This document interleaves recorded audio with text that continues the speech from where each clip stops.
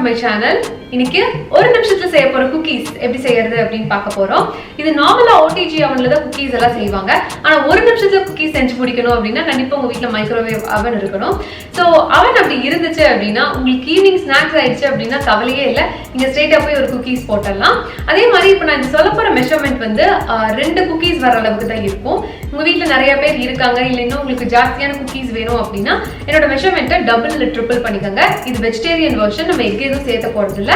இது பால் ஊத்தி செய்ய போறோம். ரொம்ப டேஸ்டியாவும் இருக்கும், ரொம்ப சிம்பிளாவும் செஞ்சிடலாம். இப்போ வாங்க இது எப்படி செய்யறது அப்படின்னு பார்க்கலாம். இங்க இருக்கிறது எல்லாம் தான் இதுக்கு தேவையான இன்கிரீடியன்ட்ஸ்.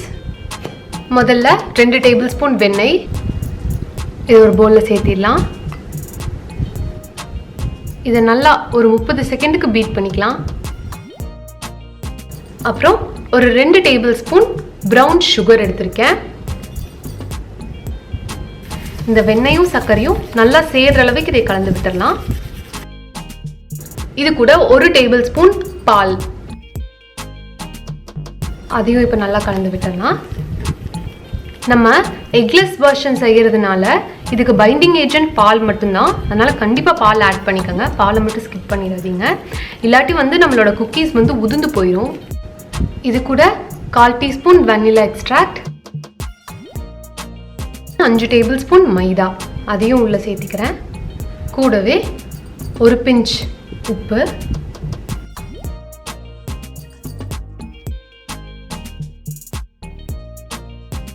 இப்ப கையிலேயே ஒரு சாஃப்ட் டோ பதத்துக்கு இதை பிணைஞ்சிடலாம்.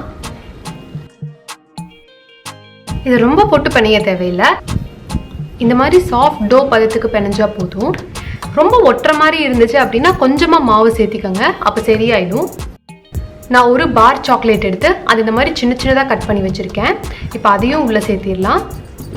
இதுக்கு அளவு அப்படின்லாம் எதுவும் இல்லை, நான் வந்து எனக்கு பிடிச்ச அளவுக்கு சேர்த்திருக்கேன்.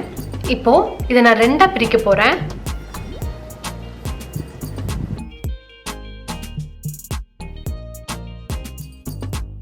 இந்த மாதிரி ஒரு பார்ச்மெண்ட் பேப்பரில் இதை வச்சுட்டு ஸ்ட்ரைட்டாக கொண்டு போய் பேக் பண்ணுறதுனாலும் பண்ணலாம். இல்லை நீங்கள் ஒரு 15 நிமிஷம் இதை ஃப்ரீசரில் வச்சு அதுக்கப்புறம் நீங்கள் பேக் பண்ணிங்க அப்படின்னாலும் டேஸ்ட் வந்து ரொம்ப சூப்பராக இருக்கும். நான் வந்து இன்றைக்கி இதை அப்படியே தான் பேக் பண்ணி காமிக்க போகிறேன். ஆனால் நீங்கள் உங்களுக்கு டைம் இருந்துச்சு அப்படின்னா நீங்கள் கண்டிப்பாக இதை வந்து ஃப்ரீசரில் வச்சு ட்ரை பண்ணுங்கள். இப்போ மைக்ரோவேவில் வச்சிடலாம்.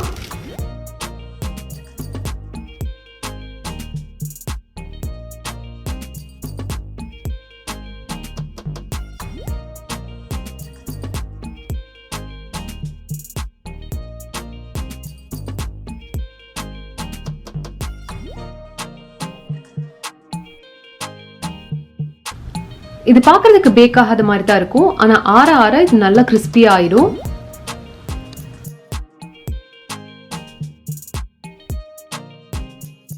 இது 12ல 15 நிமிஷத்துக்குள்ள ரெடி ஆயிடும். ஒருவேளை கிளைமேட்டிக் டிஃபரன்சஸ்னால வந்து ஏதாவது வேரியேஷன்ஸ் வரலாம்.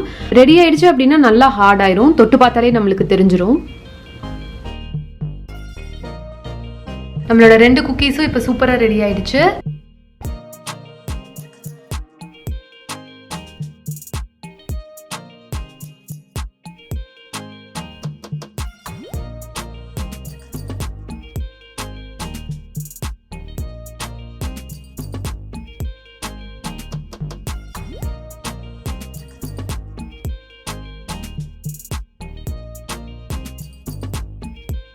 அவ்வளவுதான், நம்மளோட டேஸ்டியான குக்கீஸ் இப்போ ரொம்ப சூப்பரா ரெடி ஆயிடுச்சு. நீங்களும் கண்டிப்பா இந்த ரெசிபியை ட்ரை பண்ணி பாருங்க. ட்ரை பண்ணி பார்த்துட்டு உங்க ஃபீட்பேக் கண்டிப்பா கமெண்ட்ஸ்ல லீவ் பண்ணுங்க. என்ன எங்காவது பர்சனலா ஃபாலோ பண்ணணும் அப்படின்னு நினைச்சீங்கன்னா இதனோட இன்ஸ்டாகிராம் ஐடி ஹரிணி பாபுராஜ் என்ன ஃபாலோ பண்ணலாம். நான் உங்களை இன்னொரு வீடியோல இன்னொரு இன்ட்ரெஸ்டிங்கான இன்னொரு ஈஸியான ரெசிபியோட மீட் பண்றேன். அது வரைக்கும் பை.